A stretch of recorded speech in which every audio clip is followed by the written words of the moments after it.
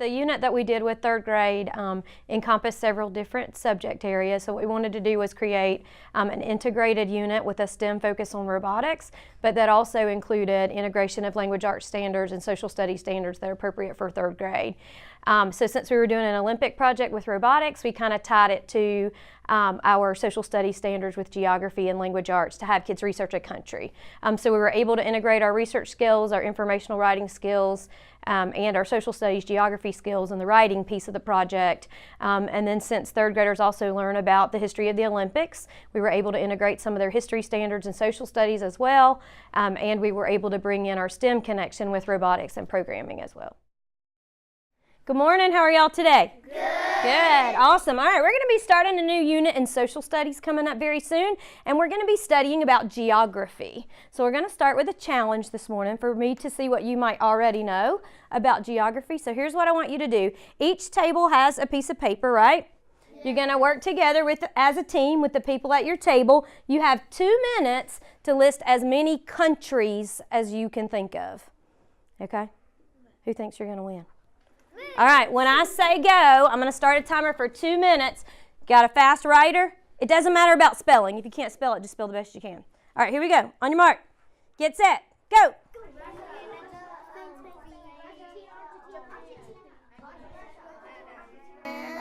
China.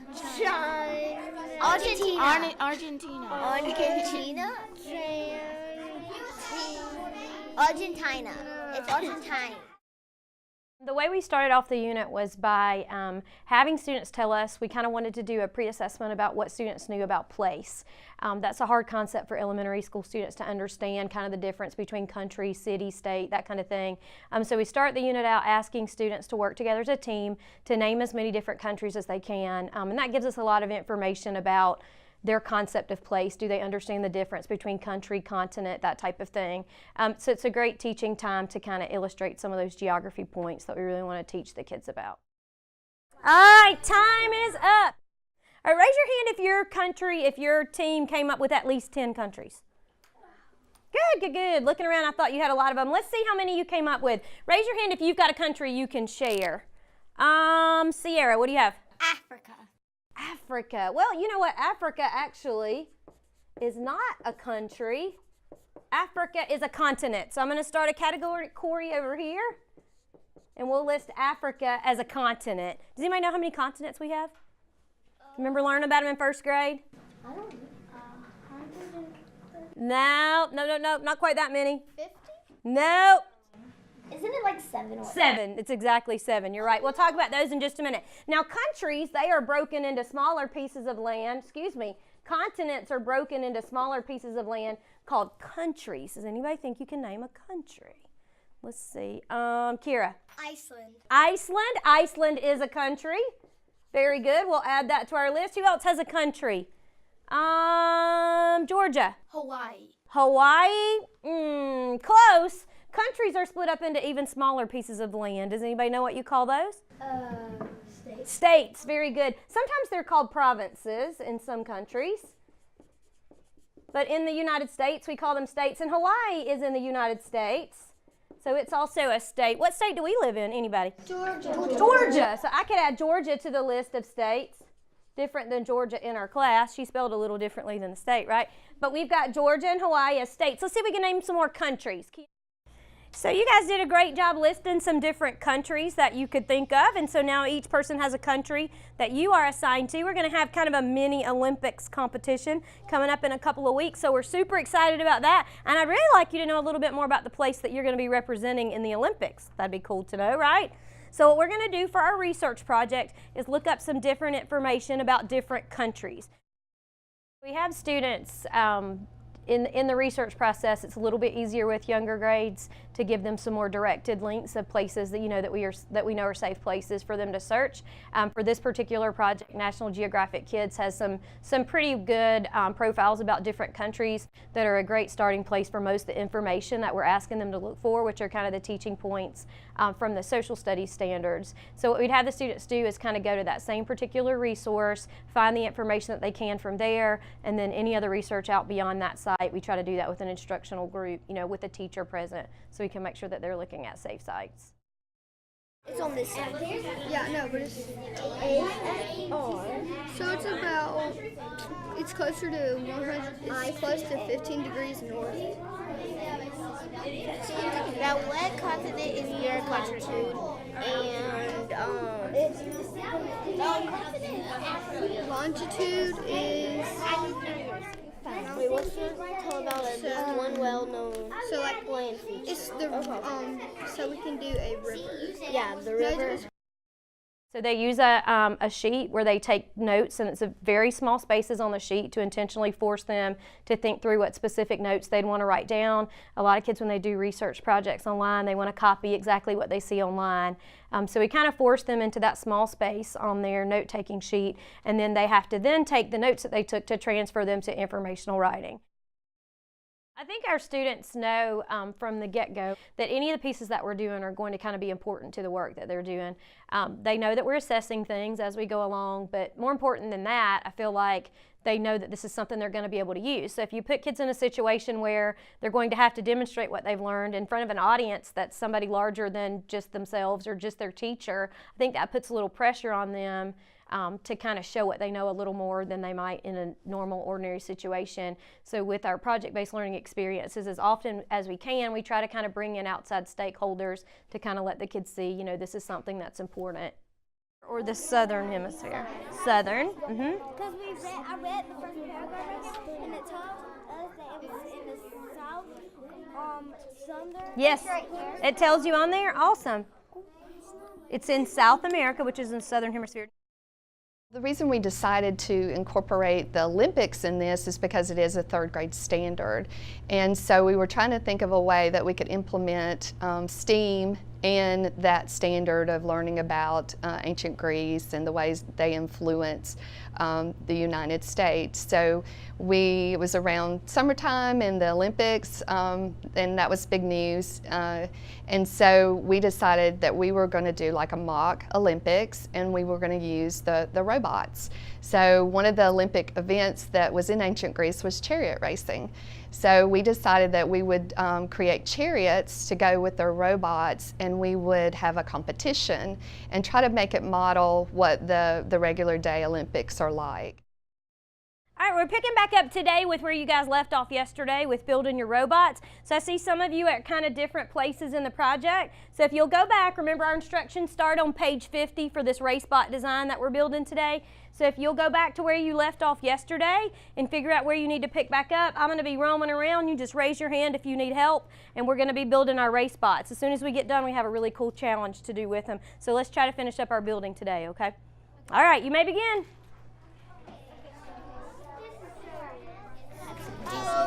Yes, ma'am. Did you look in your box? You don't have one in there? No, we don't. It's not on the instructions. You need to do it by order.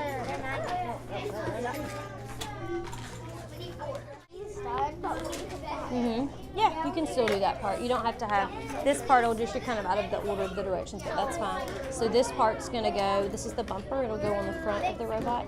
So y'all have got to do this part. And then one of you could be working on putting the lights on.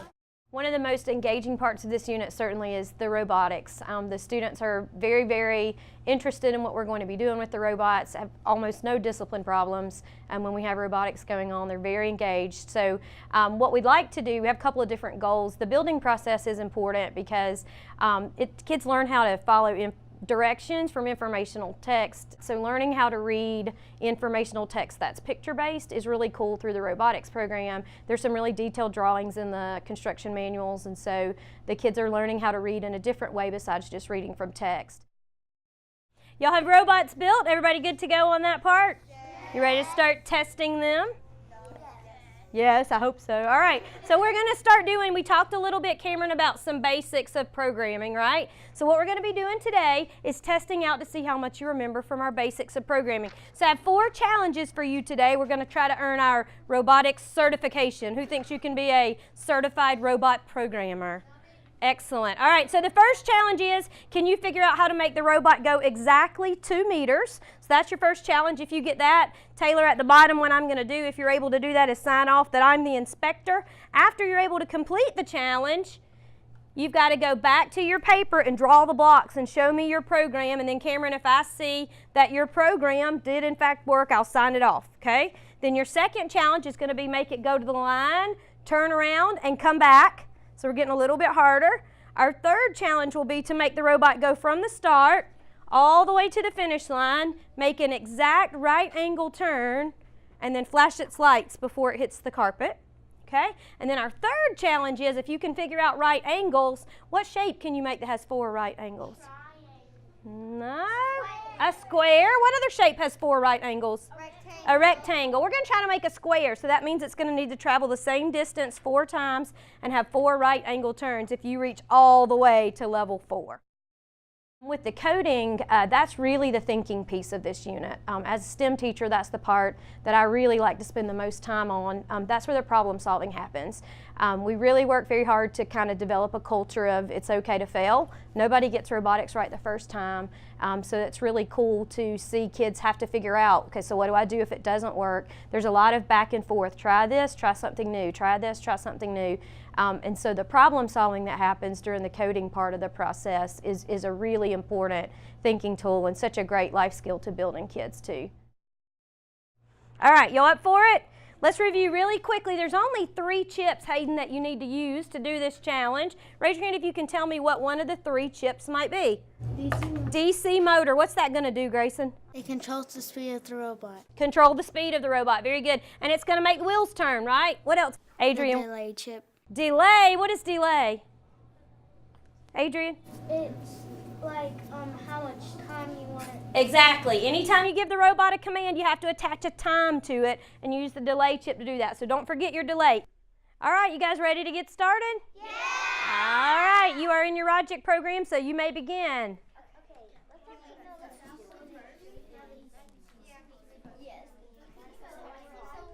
Yep, so you got to turn the robot on. Perfect, you got it now. All right, good to go. You guys ready to do a test? Okay.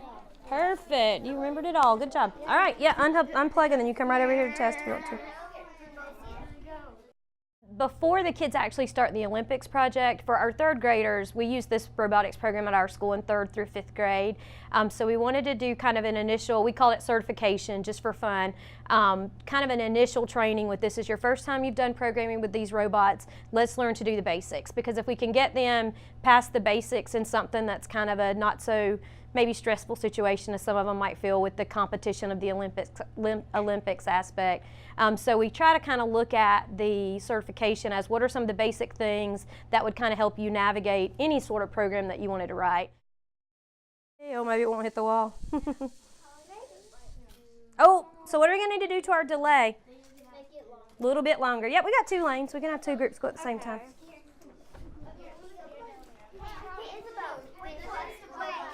Uh-oh. Did you set it on backwards or forwards? Go check your program. Make sure you got it on forward, okay? So we're going to do it this way too. Oh, it's going sideways. There's a lot of back and forth. Let's go try something on the race course and see what happens. If that doesn't work, let's come back and change our programs. It's okay. Let's see. Oh, perfect timing. Good job. All right, go write your program down on your paper, and then I'll check it and sign it off, okay? So draw your chips and show me what your program is, and then when I sign it, you can move on to challenge 2.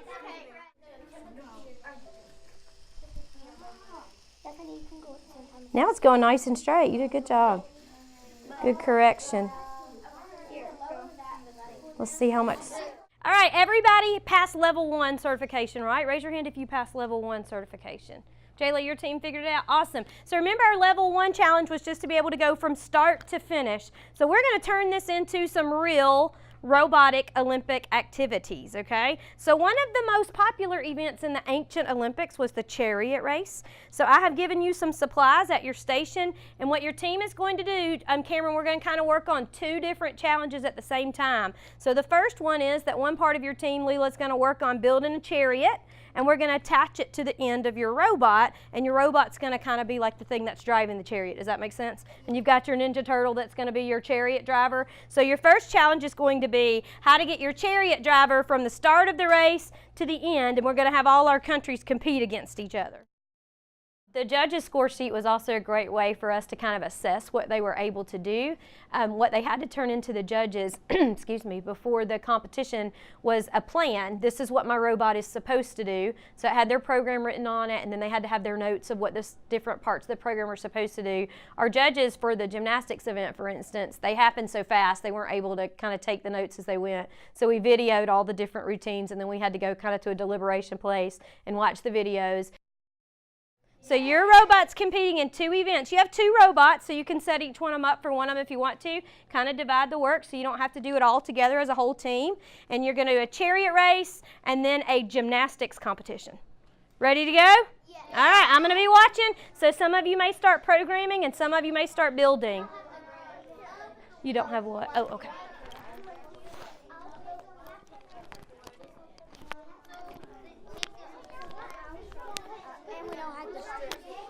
The what? I think students are responding to STEAM because it's real hands-on. It really, it's visual learning, and they just get excited. It's not sitting in a desk and writing, you know, on worksheets. It's really their problem solving. They're using critical thinking. They're more involved in the learning than they would be just sitting in the classroom, and they get excited about that. They want those opportunities, and we haven't given them opportunities like that for a long time, so they really do get excited about it. All right, so what do you think is going to happen when we attach the chariot to it? It'll go too far. Maybe, I don't know, we'll have to see. And sometimes that kind of shifts our balance of weight too. How are your wheels going to turn? If you tape them like that, what's going to make them turn? Well, I don't put the tape. No, because see, look, if we just kept it like that, then if it goes, it'll fall off. It'll just kind of drag. What if you put them through the hole first? When we get to the actual competition, which is the really fun part that the kids are excited about, we wanted to make sure, as we were talking through this plan with the teachers when we were planning it, that it provided some differentiation, because certainly in our classes we have a very wide range of learners. So by adding the modern event, the gymnastics event, the kids are able to kind of code to whatever they know. So if some kids focus more on basic moves in their program, that's certainly fine, but they can get bonus points if they can do more challenging moves. So our modern event was a great way for us to kind of differentiate a little bit for our struggling learners or for our advanced learners.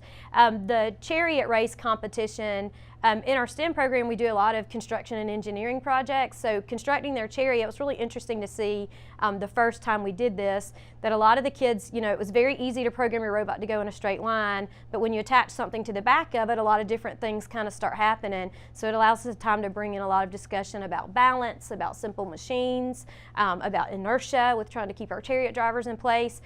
So bringing some of those things in to help us kind of tie in a lot of the science standards. All right, we are ready for our first modern Olympics competition. So we're going to be doing the gymnastics event today. So depending upon how difficult the routine is, or how difficult or how many cool tricks the robot can do, I'm going to be scoring the routines, okay? So first step to the floor, let's welcome Russia.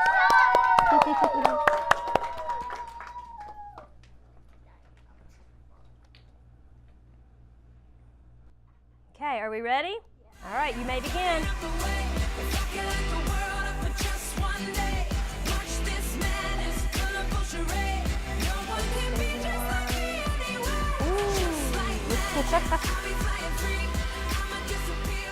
Yay, great job. All right, next up to the floor we have Nigeria.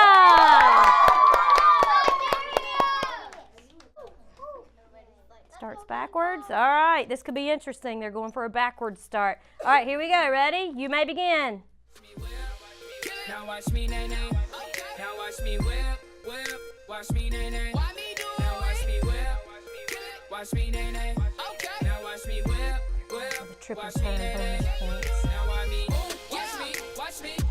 Watch me. Watch me. Watch me. Yay, good job, Nigeria. All right, for our second heat, we have Argentina versus Nigeria. All right, here we go. On your mark. False start, false start. On your mark. Get set, go.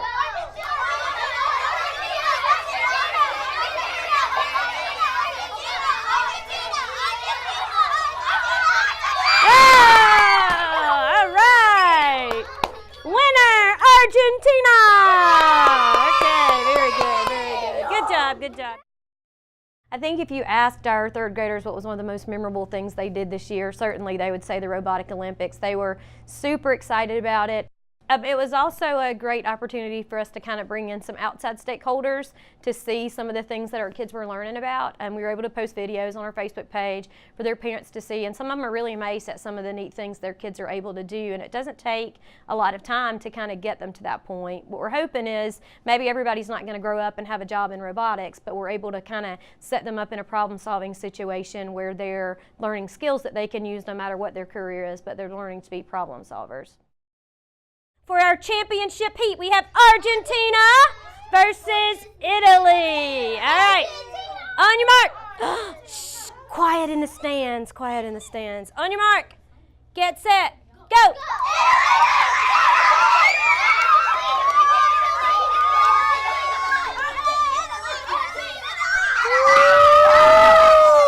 Woo! That was a close one. Winner, Italy! Congratulations! At the end of a great day, I really think the ultimate sign of success is if the kids are excited and if there are new things that they've learned about. And I always try to tell them, I don't have them for homeroom, so I don't give a lot of homework or any homework really for that matter. So I always tell them, your homework tonight is to go home and tell your parents about what you did and then come back and tell me what your parents said. So I think if they're excited about what they're learning, they're going to be a lot more engaged. And certainly I'm going to be excited about what we're doing. I like to do things that are fun and I want the kids to have fun too.